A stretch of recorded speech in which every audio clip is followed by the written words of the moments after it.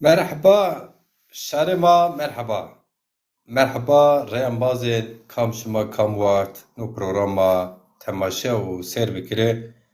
Ew wagt şima hewleb, şima rindeb, wêşeb, selametê bişalay. Em bazên bicûyo zonê ma, bicûyo ziwanê ma, miletê ma, şarê ma. Em bazên qale ku ez pênî divajêr, vate ku ez pênî divajêr, ez sêvtêra vajîrê. Ez sê Ali Demirel, hemser werê sermanserê Dezafar. Evana ambazên şarê ma, şima heqeten egerkî kam siyasetê zazayan di vanê hacî esta, lazim a siyaset zazanirê sê nan, aw û sol haca lazim a berêne vernî şima akerdeya partiyê şima zî esta bi zarê û zehmetê na partiyê hetan Ewroma arda berêne dewam bike. Ez zê Ali Demirel esla vernî çi ambaz çirey zî nebiya, ambaz û samîmî û ewrotipiyar zê nebina. Semed ku pêro şarê ma miletê mayê bînan, eyîkî mavajîkî verê yazkî mavajî fêkî zazayanê mayê wertîyîn rind fam nikêne, benokî şarê mayê zime û şarê mayê veroj, qiseyê ku ez vana zazakî ku ez qise kina, belkî qal kina, fêkî madê rind fam mekire. No semed ra ez zaf hez kina heyanê pênî zonê ma qise bikir, qal bikir, ama çi heyf ku sed ser zafiyê sera raviyê ra şê Cumhuriyetê Türkiye ku ma tedê zonê ma çi medrese, çi mekteban de zonê mavajîkî tedrîb yaz ku mehlemê têdî çînyo, no semed a zê ma rind yewbin fam nikin. Sebeb ku pêro hemwelatê Tirkiyeyê ciyênê fam bikire, ez wezina vatanê xwe biçarine Tirkî, Tirkî rê şimarê jew bine qise bikire. Merhaba sevgili dostlar, kıymetli vatandaşlar, merhaba. Hepinizi saygıyla, sevgiyle selamlıyorum. Az önce programın girişinde de söyledim. En son söyleyeceğim şeyi en başta söyleyeyim. Tekrar ediyorum. Kendi ana dilimde sonuna kadar bir yayını yürütmek istiyorum.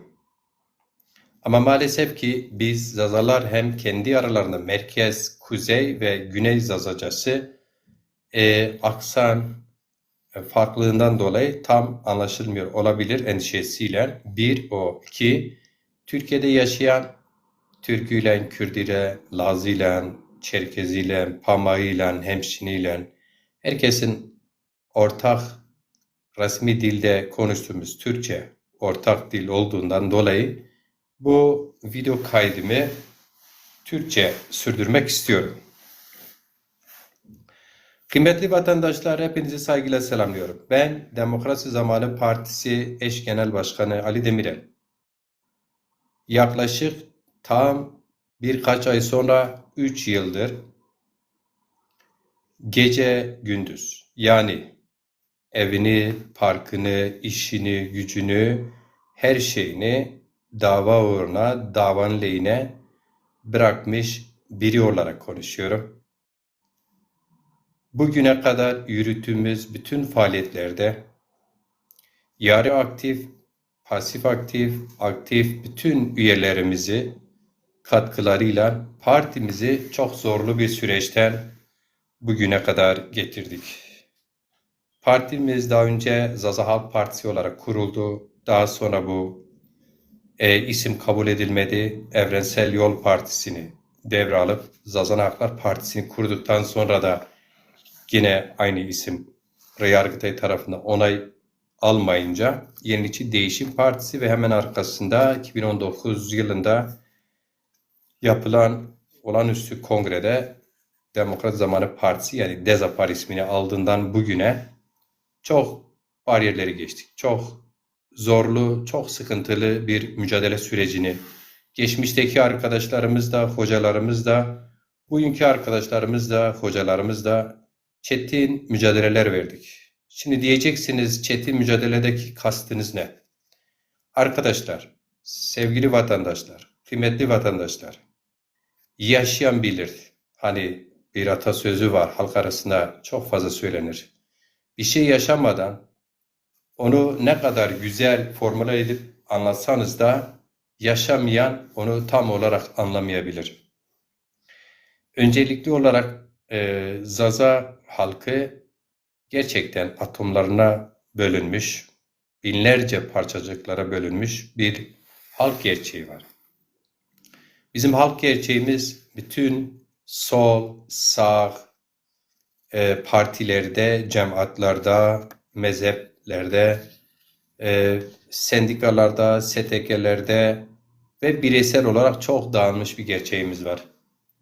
Öncüsüz kalmış bir halk gerçeği var. Bu halk gerçeğini toparlamak, buna öncülük etmek öyle kolay değildir. Siz bu halk gerçeğini en insani, en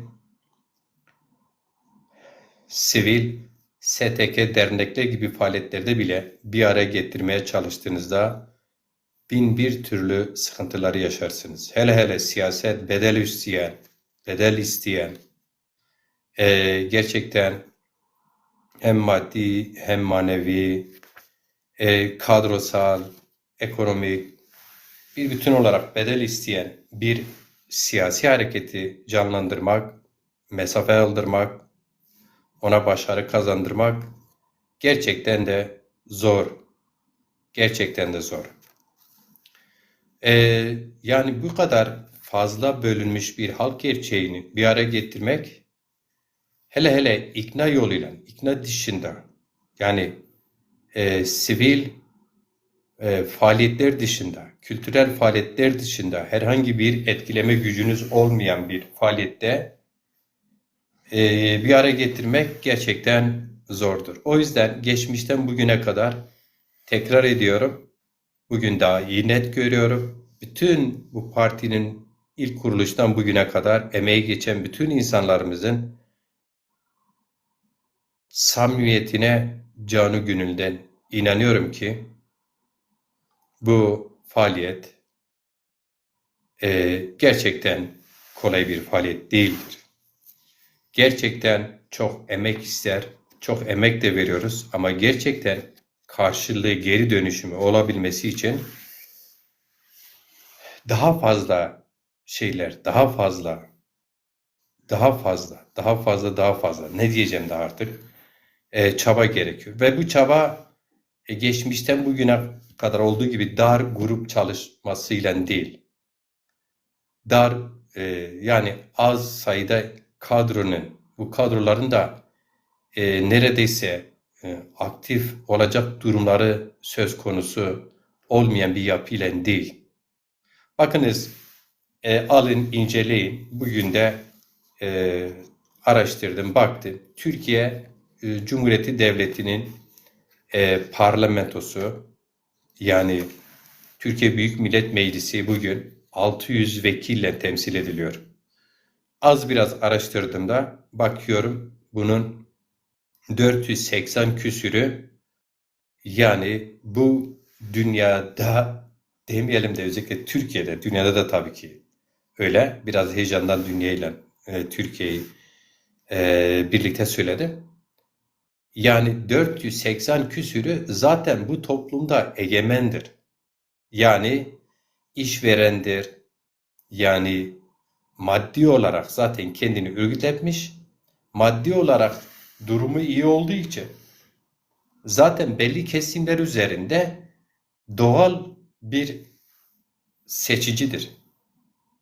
Ve bu doğal bir seçiciliği onun maddi gücünü de kattığımız zaman ve bu insanlar bakıyorsunuz bugün Türkiye Büyük Millet Meclisi'nde vekildir. Yani zaten siz bu insanları vekil yapmasanız da toplumun önemli bir kesimine söz geçiriyor. Gerek maddi imkanlarıyla gerek eldeki diğer imkanlarla zaten söz geçiriyor ve bir de ekstradan bunlar vekil olmuş. Az bir kısmı da avukattır. Diğeri de teknokrattır. Yani şunu söylemeye çalışıyorum. Bizim gibi halk adına, halk için, sade halktan insanların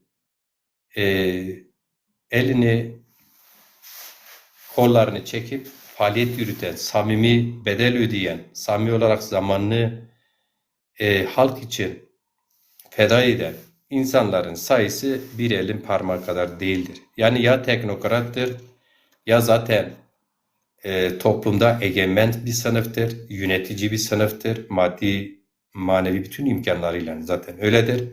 Az bir kısım da avukat ve hukukçu insanlardır. Şimdi Demokrasi Zamanı Partisi partimizde bugüne kadar, kuruluşundan bugüne kadar destekleyen, bu partiyi kurmak için çabalayan bütün insanların emeğine sonsuz teşekkür ederim.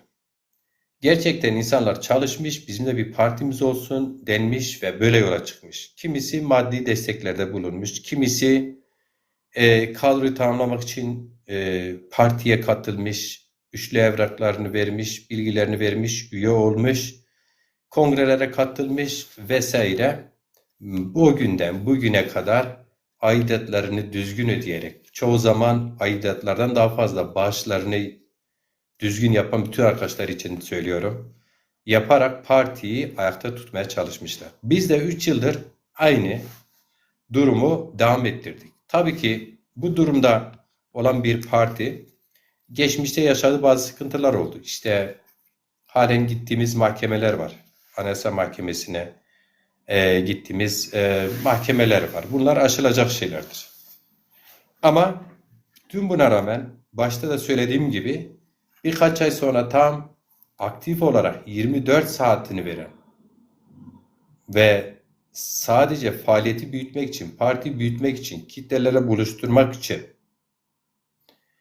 yürüten bir kadro olarak, bir eş genel başkan olarak, Ali Demirel olarak şunu net gördüm. Partimizin halkta karşılığı var. Kesinlikle var. Geçen yaptığım değerlendirmede bazen yanlış anlaşılıyoruz ya da söylediklerimizi tam söyleyemediğimiz için yanlış anlaşılıyor. Yürüttüğümüz bu 3 yıllık faaliyette şunu net gördüm. Birebir gittiğim her alanda, her evde, her sokakta, her mahallede, her ilçede, her beldede karşılığı var. Şöyle bir karşılığı var. Yani siz seçime katılın biz oy veririz. Bunu diyen kökeni Türk, Kürt, Laz, Çerkez fark etmez.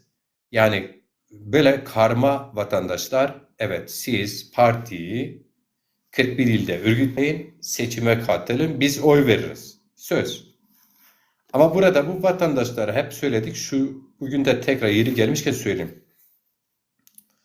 Bir partiyi 41 ilde örgütlemek için seçimlere kendi logosuyla katılmasını sağlamak için o partiye önce üye olacaksınız. Ve o partide görev alacaksınız, sorumluluklar alacaksınız. Maddi manevi olarak yer alacaksınız. Bakınız, kadro çok çok önemli, kadro. Özellikle kadro, biz süreç içerisinde kadro oluştururuz dedik. Tabii ki parti büyüyünce sıkıntılarıyla büyür. Yani şu anki zaten mevcut kadroyu da bu 41 ilde örgütlemeyi söz konusu el vermiyor. Yani en basitinden bir ilin kuruluşu en az 7 kişiden, ilçenin 6 kişiden başkanla birlikte kuruluşu söz konusu. Ve bu kuruluşlar bu kadrolarla ne olur? Sonra bu kadrolar kendi yerelde, kendi imkanlarıyla böyle bir kuruluşu yapabileceklerse bir anlamı olur. Dolayısıyla biz bunu gerçekleştiremedik ve bunun en temel nedeni kadro, yani liyakat sahibi, yani işi bilen, yani ili kuran, ilim faaliyetini bilen, o kültürden gelen, yani işin ehli olan, hani liyakat sahibi olan, hani liyakattan çok bahsedilir ya, yani liyakat sahibi olan, yani o işin eri olan yapıları bir araya getirmeniz lazım. Yoksa kurarsınız bir yere ama kurduğunuz o faaliyette liyakat sahibi, yani söz konusu daha önce deneyim sahibi bir kadronuz yoksa, kurduğunuz o kuruluş da daha sonra, bir dönem sonra bütün örgütlülüğüyle, bürokratik veya ya da ekonomik bütün örgütsel olarak da size yük oluyor. Yani partiye yük oluyor. Parti genel merkezinde yük oluyor. Ve bu bizde yaşandığı için söylüyorum arkadaşlar. Bakınız, keşke bugün bunun yerine işte partimizin daha çok şu kadar ilde, şu kadar ilçede örgütlendik, işte şu alanda bu kadar üyelere kavuştu partimiz, hızlı büyüyor falan diyebilseydim. Samimi olmak lazım. Bunu diyemiyoruz. İşte bu nedenle ilk kuruluştan bugüne kadar bütün hocalarımızın adlarını vermeyeceğim. Çünkü adlarını say bitmez. Bütün insanlarımız iyi niyetle Zaza siyaseti de Türkiye'de bir söz sahibi olsun. Zazalar da en azından Türkiye Büyük Millet Meclisi'nde kürsü sahibi olsun. Söz söyleyenler olsun. Söylemiyorlar mı? Söylüyorlar. Zaza kökenleri olarak söz söylüyorlar. Diğer siyasi partilerde söylüyorlar. Ama Zaza müstakil kimliğini merkezine alan ve Türkiye'nin diğer bütün sorularla birlikte merkezine alan bir Zaza sözcüsü ya da kürsü sandalye sahibi mecliste söz konusu yoktur. Onun dışında diğer siyasi partilerin onlarca Zaza olan insanımız var. Burada mesele Zazalara, yani Zaza olan kişilere siyaset yaptırmak değil, Zaza halkı adına siyaset yapmak, onun dilini, kültürünü, onun geçmişini günümüze taşımak, ileriye taşımak için. Bu anlamda yürüttüğümüz faaliyetler az önce de söylediğim gibi elbette çok değerlidir. Ama bizim, sizlerin, birçoğu duygusal, iyi niyetli insanlarımızın istediği seviyede ve noktaya ulaşmış değildir arkadaşlar. Arkadaşlar, kamera almıyorum. Ben bu yayını şu nedenle de yapıyorum. Bu yayından sonra uzun zaman yayın falan ne katılacağım ne de yapacağım. Yani ben işte bu özeti verdikten sonra şunu söylemeye çalışıyorum. Arkadaşlar, tekrar uzatmadan söyleyeyim. Yaklaşık 3 yıl işini de gücünü de bırakıp inanan biri olarak mücadele aktif katıldım. Yani 3 yıl önce de, yıllar önce de şuna inanıyorum ben de. Bizim gibi sorunları ağır olan bir milleti bir araya getirmek, motive etmek, siyaseten bir yerlere getirmek, taşımak için iki şey önemli. Bir, yurtsever, işveren, yani imkan sahibi, maddi olarak hiçbir sıkıntısı olmayan insanların bu siyasete aktif bir araya gelip katılmaları gerekiyor ki bunlar, az önce de söyledim, Türkiye Büyük Millet Meclisi'nde 600 milletvekili sayısının 480 küsürü sadece yani ekonomik hiçbir sıkıntısı olmayan kesimlerden oluşuyor. Yani bu insanlar zaten vekil olmasa da toplumu yöneten kesimlerdir. Teknokrat bir kesim var. Onlar da yine zaten doğal yöneticidir, egemendir. Bir kısım var da hukukçudur, avukat ve benzeri. Yani işçi, emekçi, yani normal halktan olan insanlar kimse Türkiye Büyük Millet Meclisi'nde ne milletvekilidir, ne bakandır, ne siyasi parti başkanıdır. Yani burada tekrar devreye giriyor. Yani kapitalist sistem, kapital devreye giriyor. Kapital dünya yönettiği gibi kapitala karşı olan yapılar da dahil kapital olmadan yönetici konumda olma şansları yok.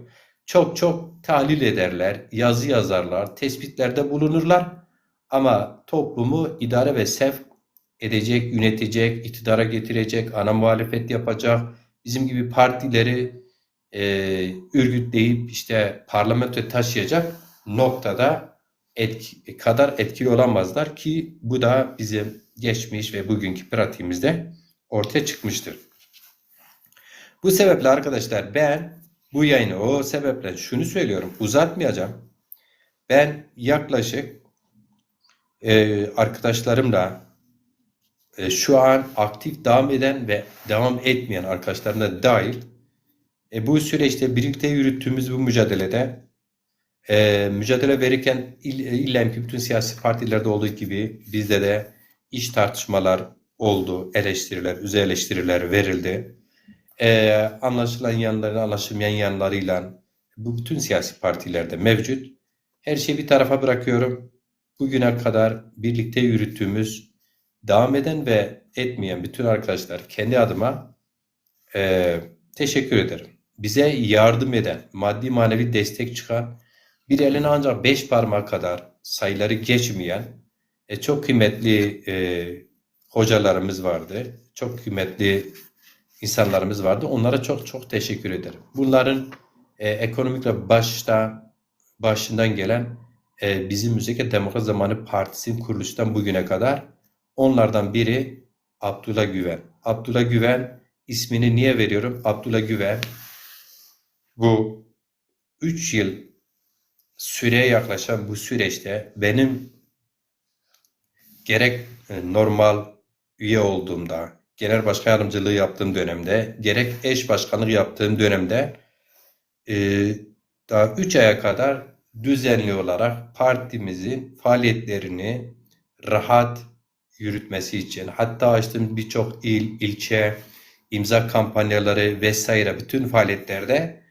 %85 bize maddi desteğini veren Abdullah Güven'e teşekkür etmemek samimi olmaz. Her samimi insan bu konuda Abdullah Güven'in yapmış olduğu bu fedakarlığı söylemesi lazım ve ben söylüyorum açıkçası. Yine düzenli olarak işte dedim ya bir elim 5 parmak kadar, 10 parmağı kadar değil. Bir elin 5 parmağı kadar. Uzun süre düzenli olarak benim en azından şahit olduğum dönemden bu yana Kalan Hoca, Kalan Mameki bilirsiniz, bize destek oldu. Bir ara 5-6 ay gibi bir açık söylüyorum ben. Her zaman halka doğru bilgileri, doğru raporları vermeye çalışıyorum. 5-6 ay 7 ay kadar bir ara verdi. Daha doğrusu farklı bir çalışmanın içindeydi. Bizimle biraz mesafe girdi. Daha sonra yine Gagan'dan bu yıl birkaç kere destek oldu. Düzenli olanlardan söyleyeyim. Burada tabii partiye yeni katılanlar fedakarlıklarını yapıyor. Eyüp Bal yeğenine teşekkür etmemek elden değil. Kendisi defalarca destek oldu. İstemeden de oldu. Direkt partinin hesabına destek oldu. Ali Kılıçbira defaten destek oldu. Arkadaşlar bak bunları niye söylüyorum? Belki bu arkadaşlar niye isminizi söyledin diye küserler, alınırlar. Bunu şunun için söylüyorum. Samimiyetimle söyleyeyim. Yani yürüttüğümüz bu kadar faaliyetler bir elin 5 parmağı kadar insanlar destek olabilenler oldu. İşte onlardan biri de tabii kadrolarımız haricinden söylüyorum. Yani bu dost olanları söylüyorum. Yani dışarıdan destek verenleri söylüyorum. Bahsettiği, ismi geçen arkadaşlarımız hiçbirisi partinin üyesi değildir yani. Görevlisi de değildir. Bunlardan birisi de Roşan Hayk Hoca'dır. Ve yine Hayderi Bagi'dir. Yani bakınız, yani dost olanların sayısı, destek verenlerin sayısı 5-6 geçmedi. Diğerleri partinin fedakar üyeleri. Yani ben kendim üzerine söyleyeyim. Hem elimdeki birikmişlerimle katıldım bu partiye, harcadım. Hem 24 saatimi verdim. Ve diğer parti kadrolarının isimleri verilmez tabii ki. Dost olsaylardı verirdim. Bizim diğer partili arkadaşlarımız başta İlhami Çağrıtekin Başkan olarak burada gördüm. Kendisi selamlıyor. Düzenli partisine bağışını yapan arkadaşlarımızdan biri. Yani Feyzilerimiz öyle, Rojatlarımız öyle, Musalarımız öyle. Artık böyle söyleyeyim. Yani partinin fedakar kadroları bu partiyi ayakta tutuyorlar arkadaşlar. Ve bu partiyi ayakta tutmak için bu kadrolarımız yine fedakarlık yapmaya devam ediyorlar. Şimdi bu yayında sizlere özet bir rapor vermek için açtım. Uzun zaman da yayını açmayacağım. Bunun nedeni 3 yıldır aktifliğimi yani gece gündüzlüğümü artık bir ara verdireceğim içindir. Arkadaşlar bu sebeple çağırıyorum. Gelin. Zazaların Türkiye Büyük Millet Meclisi'nde sesi olmak istiyorsanız, sokakta sesi olmak istiyorsanız, beldelerde sesi olmak istiyorsanız, il ve ilçelerde, büyük şehirlerde, belediyelerde, bütün alanlarda sesi olmak istiyorsanız kurulu, hazır bir partiniz var. Yapacağınız tek şey partiye üye olmak, partinin dünya görüşü olan programını benimsiyorsanız o programın ışığında siyaset yapmak. Yani o programın dışına çıkan insanlar zaten süre içerisinde eğleniyor. Partinin programı başka bir şey diyor, kişi başka bir şey diyorsa o kişi zaten sürdüremez, devam ettiremez. Yani parti programına katılmışsa kişi aktifliğinden pasife de düşse en azından parti üyeliği, sempatizanlığı, partiye maddi ve örgütsel desteği devam eder. Ama kişi eğer ki partiyi sadece böyle ismine katılmışsa, sadece işte bazı arkadaşların yaklaşımlarından somut olarak söylesem, sırf Zaza dilini ve kimliği merkezine almış diye katılıyorsa, o insanlar duygusal katılımdır. Çok fazla sürdüremezler zaten. Ki bizde de hep öyle oldu yani. Öyle katılanlar hemen bir anda her şeyin olup bitmesini istiyor. Hemen zafer kazanmak istiyor. Zafer kazanmak için de çok fazla çabası da olmuyor. O insanlar zaten kendilerini eliyor. Ama onun dışında inanan insanlar olarak sebep, tartışma, neden ne olursa olsun partisini bırakmaz, maddi manevi destek yapar, görev alır, sorumlulukları alır, üstlenir ve kongreden kongreye hesap sorar ya da hesap verir. O sebeple arkadaşlar partimiz son 3 yılda bir özetlerse ilk kez Ankara'da işçi sınıfının öncülüğünde örgütlenen 1 Mayıs etkinliğine parti logosuyla, bayrağıyla o dönem genel başkan yardımcılığı yapıyordum. Ben ve diğer şu an Ankara İl Başkanımız Haydar Demirören, kendisi Dersimlidir. Yine Erzincan'dan Hasan Kurnaz şu an partimizin Çankaya ilçe başkanlığını yapıyor. İlk kez katılmıştır. Yıl 2024 1 Mayıs. Daha sonra ilk kez partimiz bu dönemde Ankara'da 11 merkezde TRT radyo televizyon bünyesinde 24 saat yayın yapacak bir televizyon için 11 ayrı merkezde imza kampanyası düzenledik ve çok güzel tepkiler aldık. Ve partimiz 1,5 yıl sürdürmüş olduğu TRT Zazaki kanalı elde etmek için Türkiye'nin hemen hemen illerinin yarısına yakınından özellikle büyük şehirlerden İstanbul, Antalya, Mersin, İzmir, Ankara zaten söyledim. Tekirdağ, efendime söyleyeyim, Elazığ, Dersim, Karakuçan, Diyarbakır ve daha ismini vermediğim birçok yerde standlar açtık. Halktan imza topladık. Ve biz bu imza kampanyasında gittiğimiz her bir ilde kampanyayı yürütmek için valiliklerimize dilekçeler verdik. Ve bir valiye verdiğiniz dilekçede o valilik komple o bina hemen hemen o alanla, o bölümle ilgili herkes sizin taleplerinizi görüyor. Yani devlet sizin taleplerinizi birebir yazılı görüyor. Yazılı, belgeli. Beldelerde, belediyelerde yine işte bütün belediye başkanları ve o kurum bağlı vesaire. Böyle bir faaliyet yürüttük ve başarılı bir faaliyetti. Ve o faaliyeti biz 2 kere RTÜK'le, TRT ile görüştük. 3 kere Milli Eğitim Bakanlığı yetkilileriyle görüştük. 2 defa Milli Eğitim Bakanı'nın önünde görüşmeden sonra basın açıklaması yaptık biliyorsunuz. Biz bu faaliyetleri fedakar insanlarımızın bir elin 5 parmağı kadar insanlarımızın desteğiyle ve partimizin üyelerinin bir kısmının, bakınız bir kısmının destekleriyle yaptık.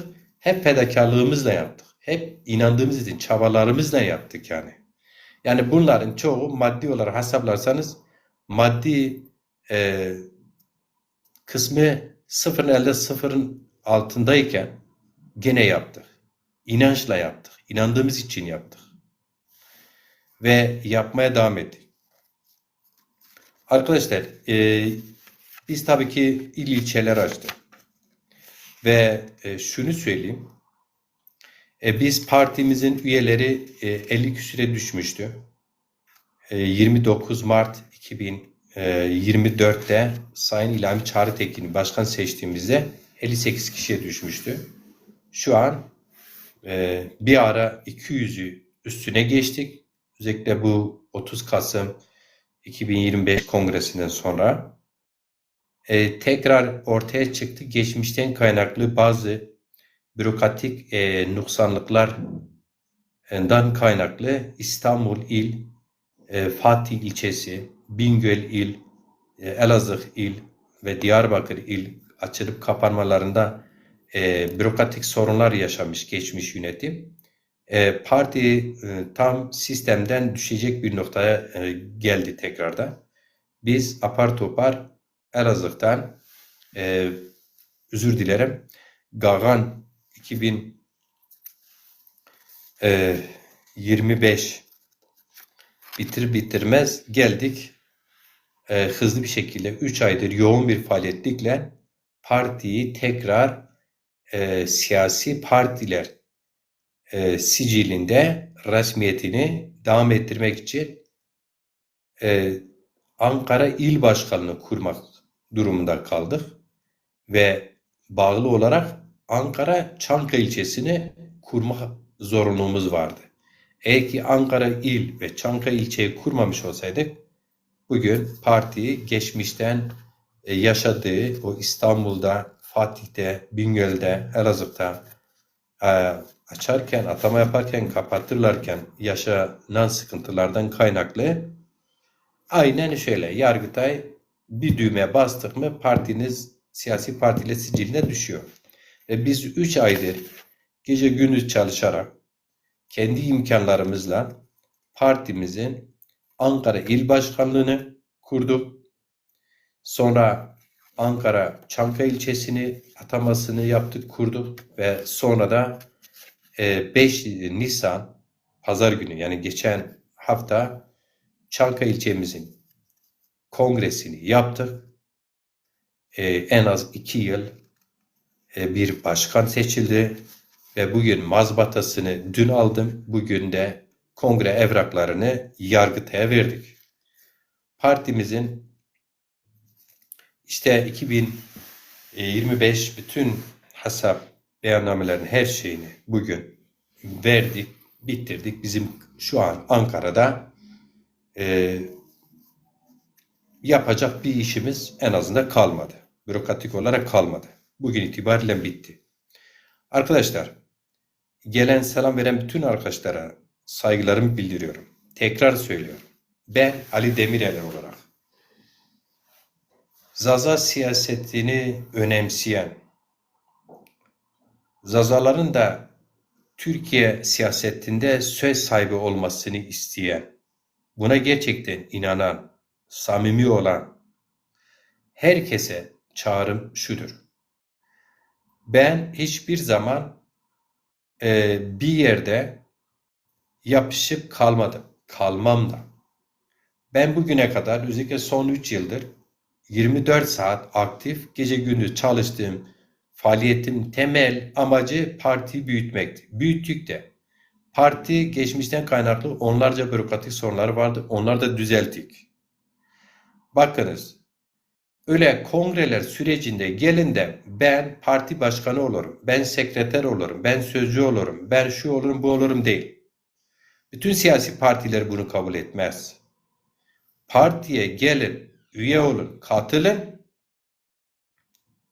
yapıyla tanışın, partinin programını özümseyin, partinin programını özümsedikten sonra İşte İstanbul'da mı? Bulundunuz nerede? Neresiyse. Semt midir? İl midir? İlçe midir? Büyük şehir midir? Konumu neyse. Görev ve sorumluluklar alın. Yapıyı tanıyın. Yapısı tanısın. İlk kongrede partiye başkan olun. Partiye sözcü olun. Partiye sekreter olun. Bizim de temel amacımız bu. Hem okuduğu okul itibariyle hem nitelik olarak halkımızı kendi niteliğiyle, dünya görüşüyle, partimizin aslında programında sorun yok. Bu programı daha iyi kitlelere taşıyabilen, Türkiye siyasetinin merkezine taşıyabilen insanlara ihtiyacımız var. Gelin partide, parti yönetiminde, parti başkanlığından bütün yönetim komple zaten parti demektir. Görev ve sorumlular alın, yürütün arkadaşlar. Biz de size destek olalım. Bakınız ben samimi söylüyorum. Ben sıradan parti üyesi olmaya razıyım. Ama yeter ki partiye katılın. Destek verin. Partinin birkaç tane il ilçesi var. Her ay somut giderleri var. Kira, stopaj, elektrik, su, gaz. Bakınız bunlar sermaye partileri için söz konusu sorun değil. Ama bizim için bunlar büyük sorun arkadaşlar. Tekrar söylüyorum. Türkiye Büyük Millet Meclisi'nde 600 milletvekilinin hiçbiri işçi, emekçi, köylünün çocuğu değildir. Köylü ise dahi kendi köyünde ya ağa çocuğudur ya köyün sermayedarıdır. Demokrasi Zamanı Partisi sermayedarların partisi olarak kurulmadı. Sermayenin partisi değil. Sıradan halk çocukların kurduğu aydınıyla, köylüsüyle, orta sınıfı yani genelde işçi kesiminin, dar gelirli kesiminin bir araya gelip kurduğu bir partidir. Biz öyleyiz. Yani biz de en durumu iyi olan arkadaşımız ya bir yerde iyi bir maaşla çalışıyordur ya da küçük bir dükkanı vardır. Küçük esnaftır yani. Ama ben az önce tekrar söylüyorum. 600 milletvekilinden 480 küsürü zaten bu toplumun egemeni vekil olmadan da kendi bölgesinde zaten geniş bir kitleyi yönetiyor. İdare ve sevk ediyor. Maddi imkanlarıyla, eldeki diğer imkanlarıyla, iş imkanlarıyla ve diğer imkanlarıyla. Diğer bir kısmı da var. Teknokrat, şu an mecliste olanlar 600 vekilden. Bir kısmı da avukat, hukukçu. Dolayısıyla demokrasi dediğimiz halk adına siyaset yapıyoruz denilen demokrasi ağzımıza düşürmediğimiz bu demokrasi aslında yine halk için bir geçerliği yok. Yani halk adına demokrasi diyorlar ama halkın her kesiminin yani özellikle işçi ve emekçi kesiminin işte seçilip meclise gönderdiğimiz kimse yok hemen hemen. Hemen hemen yok. Yani bir kişi dahi belki yok.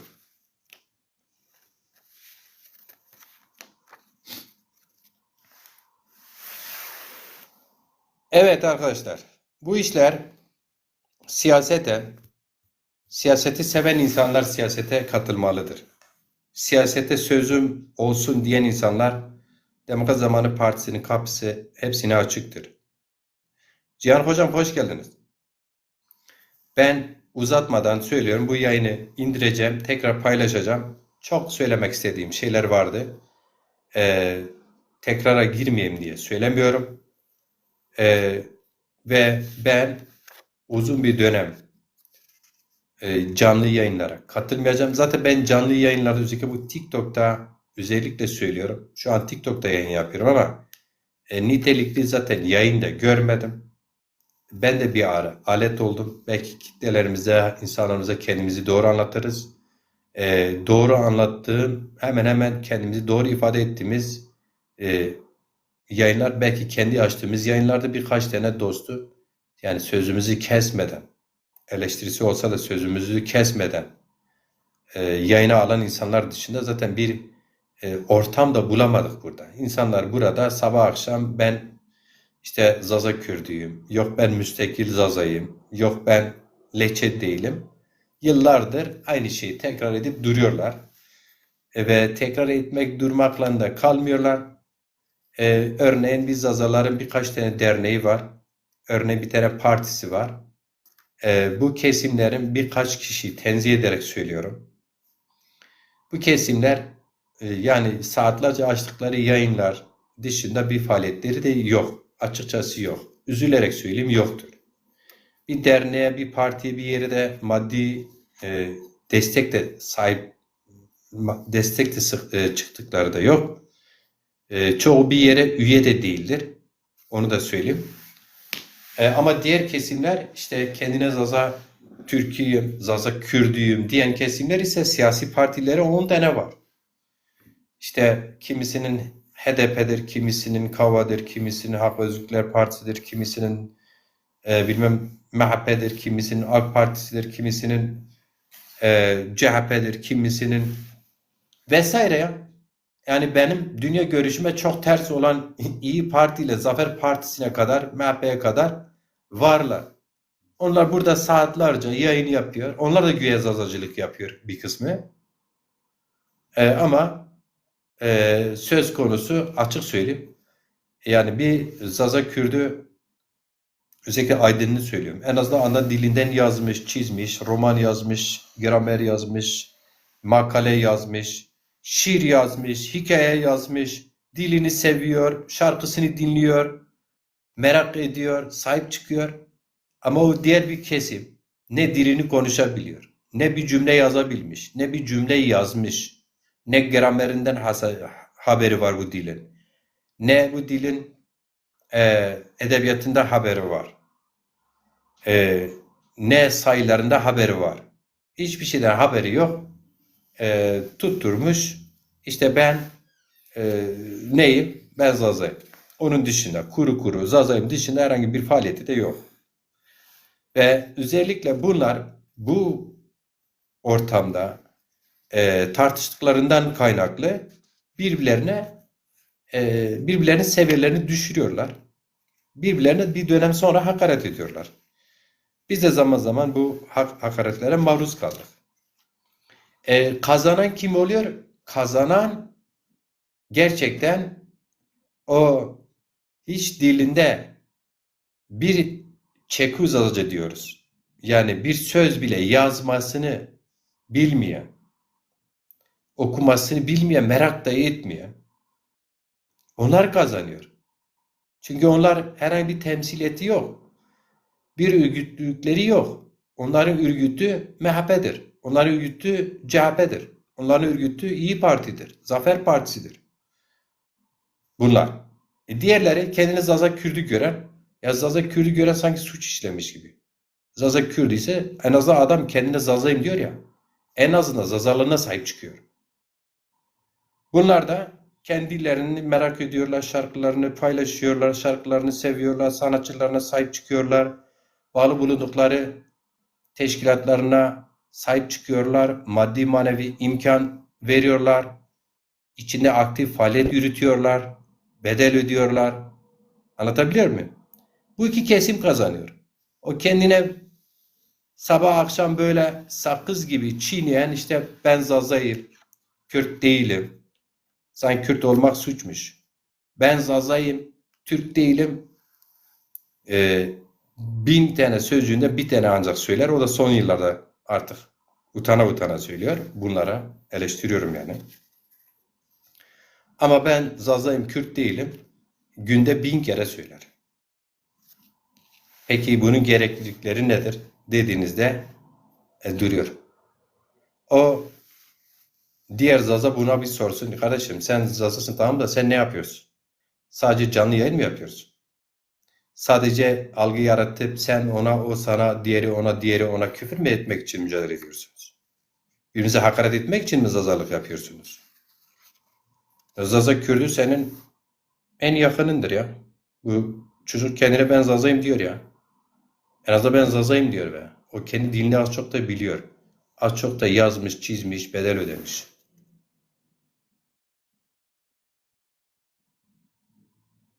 Diğeri ne yapmış? Arabesk. Arabesk kişilik. Arabesk kişilik. Başka bir şey var mı? Hep belden aşağı küfür, hakaretin dışında bir şey var mı? Hiç. O sebeple kıymetli arkadaşlar, bilmiyorum. Bugün Demokrasi Zamanı Partisi eş genel başkanı olarak Ali Demirel olarak şunu söylüyorum. Ben 3 yıldır işimi, gücümü, ailemi, evimi, parkımı, kazancımı, her şeyimi bıraktım. 24 saat halkım için, dilim için çalıştım. Geçmişten bu yana çalışıyorum. Sadece ben bazıları gibi böyle dezapar olarak ele almıyorum. Ben zaten bildim bileli çalışıyorum bu dil için. 2 tane şiir kitabım var. 36 tane bestem var. Hikaye yazdıklarım var. Kitaplaştırmadıklarım, yazılarım var, çalışmalarım var. Dolayısıyla zaten hep ömür boyu çalıştım. Ve yine de çalışacağım. Ama artık aktifliği yürütemiyorum. Yani 24 saat aktifliği yürütemiyorum arkadaşlar. Partimiz biraz Türkiye ortamını biliyorsunuz. Bizim emekçi insanların bir araya gelip parti kuran insanlarız. Biz arkadaşlarımız hem aile geçindiriyorlar. Dolayısıyla biz aile de geçindirmek zorundayız. Biz sermaye partisi değiliz. Bazıları iddia ettiği gibi hiçbir yerden maaş almıyoruz. Bize öyle suçlayanlar utansın. Samimilerse inşallah bir gün utanırlar. Biz kesinlikle sadece ve sadece gönüllü bir mücadelenin içindeyiz. Biz hiçbir karanlık gücün, hiçbir sermaye gücünün piyonu olmadık. Olmayız da. Bu bizim için ölüm bile bundan daha iyidir, daha şereftir. Biz kimsenin piyonu olmadık. Dezapar olarak hiçbir zamanda olma niyetimizde olmadı. Olmayız da. Zaten ben öyle bir yerde asla yer almam. Evet. Dolayısıyla bir sade eksiklerimiz var. Biz birilerini eleştirirken kırmışız olabilir. Sonuçta bu siyaset maalesef öyledir. Bazen kırıcı olabiliyorsunuz. Bu tek taraflı da olmuyor çoğu zaman. Ama özellikle en fazla eleştirilerden ağırıma giden şey nedir? Siz devletin ajanısınız. Siz devletin MİT'isiniz. Siz devletten maaş alıyorsunuz. Bunu diyen insanlar en çok, bunlar eleştiri değil, bize göre hakaretti. Çünkü biz öyle bir oyunun içinde parçası değildik ve öyle bir oyun içinde de değiliz de. Kendi imkanlarımızla çocuklarımızın boğazından kestik. Kendi boğazımızdan kestik. Bütün arkadaşlar olarak fedakarlık yaptık. Partimizi ayakta tutmaya çalıştık. Partimizi de bürokratik olarak da kurtardık. Partimiz ayaktadır. Şu anki sıkıntımız şunu açıkça söyleyeyim. O kadar çağrılarımıza rağmen siz de şahitsiniz. Bazen parti hesaplarında paylaştım. İnsanlarımız parayı seviyor. Elleri cebine gitmiyor. Parti faaliyetlerine de aktif de katılmıyorlar. Bir görev de almıyorlar. Sorun geliyor. Bir avuç insanların boynunda kalıyor. Bir avuç insanın cebine bakıyor. Dolayısıyla bir yerden sonra siz partiyi isteseniz de büyütemiyorsunuz. Ve partimiz sattık da değil. Biz böyle sırf parası vardır diye partimizi alıp ideolojik çizgisini saptıracak, ipini çekip götürüp bir başka faşonun ya da bir başka bizi temsil etmeyen kesiminin kapısına bağlayacak bir parti de yok ortada. Türkiye'de birçok parti kuruldu. Seçimlere de katıldı. Ama seçimlerden sonra az oy aldı diye parti kendini kapattı. Siyaset devam etti yani.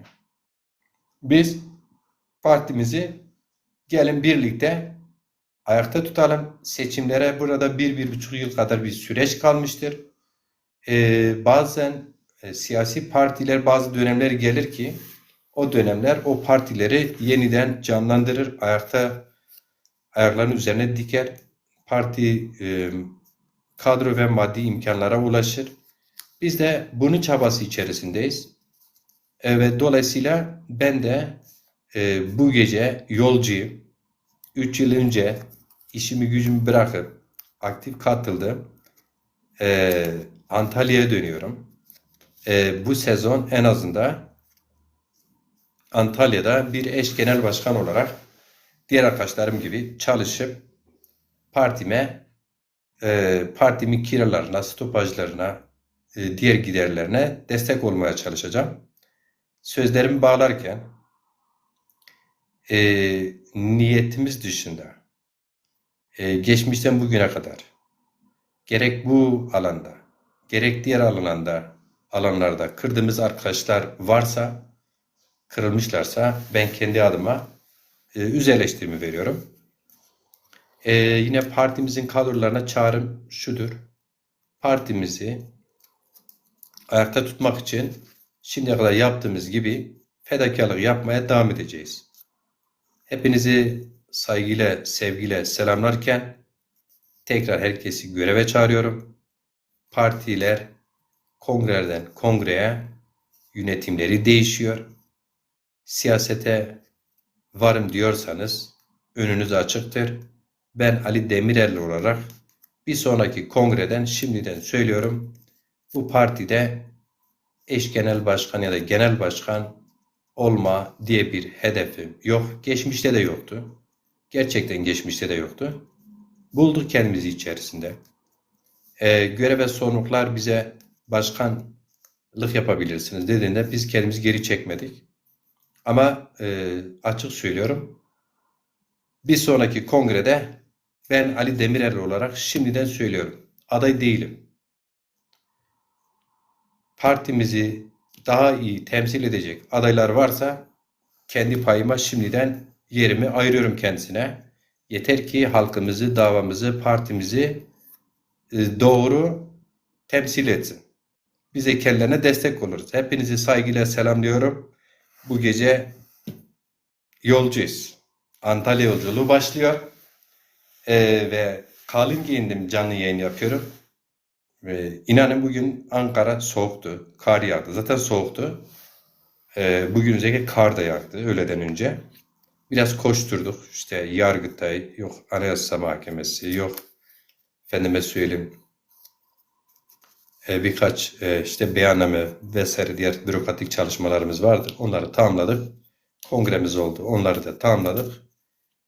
Burada şu an işimiz bitti.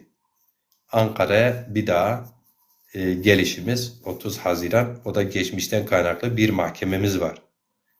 O mahkemeye katılacağım. Tekrar geri gideceğim arkadaşlar. Hepinizi saygıyla selamlıyorum.